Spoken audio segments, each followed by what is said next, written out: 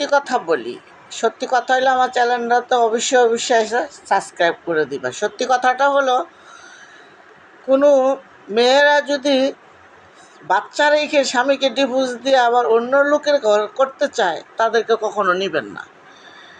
কারণ এক স্বামী ঘরে রাইখা বাচ্চা রাইখা আইসা পড়ে, আইসা আবার সুন্দর জামাই খোঁজে, স্মার্ট জামাই খোঁজে।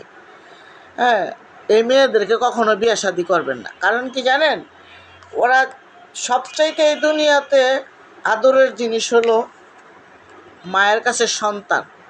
আর যে ওই সন্তানটা রাইখা আবার আরেক পুরুষের সুবাস নিতে চায়, আরেক পুরুষ খুঁজে স্মার্ট সুন্দর, আমাকে অনেক ভালোবাসবে, আমাকে অনেক ভালো রাখবে, ওই মেয়েদেরকে কখনো বিয়ে শাদি করবেন না।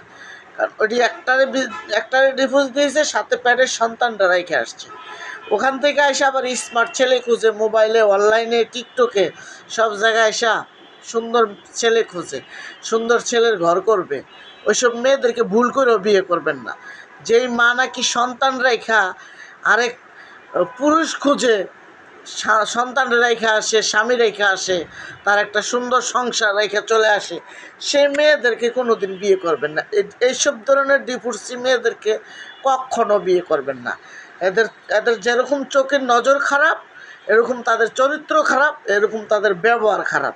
প্রেমে যখন পড়বে, মিষ্টি মিষ্টি কথা বলবে, তখন বলবে ওর মতন ফেরেশতা আর কোথাও নাই। যে মেয়েরা দেখবেন স্বামী সন্তান রেখে আরেক পুরুষের হাত ধরে, ওই মেয়ে আর যাই হোক সংসারিক জীবন কিছুতেই হবে না, আপনার জীবনটাকে নরক বানিয়ে ছেড়ে দিবে। অতএব চিন্তা ভাবনা কইরা ওইসব ধরনের মেয়েদেরকে বিয়ে করবেন। যদি ভালো লাগে আমার ভিডিওটা, অবশ্যই বেশি বেশি করে সাবস্ক্রাইব করে যাবেন চ্যানেলটাকে।